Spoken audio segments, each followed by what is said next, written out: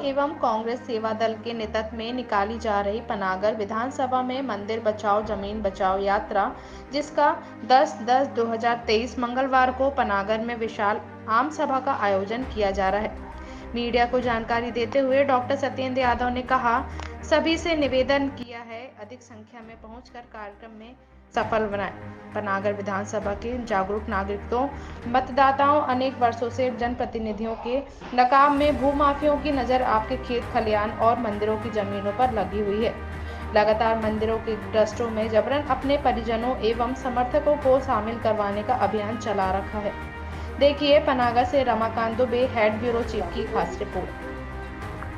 और लगभग गांव-गांव जाने पर मालूम चल रहा है कि न केवल मंदिरों की ज़मीनें हमारे क्षेत्र के भारतीय जनता पार्टी के नेताओं के द्वारा हड़पी गई है, बल्कि बड़े पैमाने पर स्कूलों की ज़मीनें, खेल मैदान, गौचर की ज़मीनें और यहाँ तक कि शमशान घाट तक की ज़मीनों को भारतीय जनता पार्टी के नेताओं के संरक्षण में अधिकारियों की मिलीभगत से बेचे गए हैं।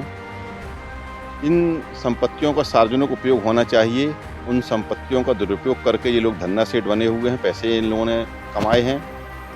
जनता अब इन सब के खिलाफ सड़कों पर उतरेगी और एक बड़ा आंदोलन आगामी 10 अक्टूबर को पनागर के बस स्टैंड में सब लोग एकत्रित होकर इन सब के खिलाफ लिखित ज्ञापन राष्ट्रपति के नाम पर हम लोग प्रेषित करेंगे, जो कि प्रशासन के माध्यम से पहुंचेगा और हम लोग उम्मीद करेंगे कि प्रशासनिक स्तर पर उस पर कार्रवाई होगी और सारी की सारी जो संपत्तियां हैं, चाहे वो मंदिर की हों, चाहे वो स्कूल की शासकीय स्कूलों की हों, खेल मैदान हों, गौचर की ज़मीनें हों, शमशान घाट हों और कहीं-कहीं तो पुराने आम रास्ते तक पर भी कब्जा करके इन भारतीय जनता पार्टी के नेताओं ने बिकवाया है। इन सारी ज़मीनों को हम लोग मांग करें कि 2010 के पुराने रिकॉर्ड पर फिर से उनको बहाल किया जाए। उस स्थिति पर सरकारी राजस्व के रिकॉर्ड में वो दुरुस्त किए जाएँ। चाहे कितनी भी खरीदी बिक्री हो गई हो, उन सब को दुरुस्त करके 2010 की स्थिति को बहाल किया जाए, ऐसी हम लोग मांग करेंगे। और अगर ये मांग पूरी नहीं होती है, तो हम लोग इस पर निश्चित तौर पर एक बहुत बड़ा आंदोलन, आज ये जो बात है, अभी कुछ क्षेत्रों में जब संपर्क किया गया तो मालूम चला कि सिहोरा विधानसभा में भी यही स्थिति है।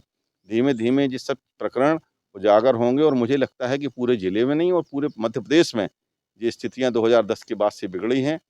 गौचर की ज़मीनों पर तो सीधे-सीधे भूमाफियाओं ने कब्जा किया है। एक तरफ भारतीय जनता पार्टी के बड़े नेता बोलते हैं राम मंदिर निर्माण की और भगवान की आराधना की। ये राम को तो नाम मानते हैं, लेकिन राम की नहीं मानते हैं। अब प्रश्न उठता है कि आम जन क्या करे? जनता के पास केवल आंदोलन करने के अलावा कोई रास्ता नहीं दिखता है। लोकतंत्र को जिस तरीके से इन लोगों ने राजतंत्र और खुद का तंत्र बनाने का काम भारतीय जनता पार्टी ने किया है, उसकी पुरजोर हम लोग विरोध करते हैं और जनता का बहुत व्यापक समर्थन मिल रहा है।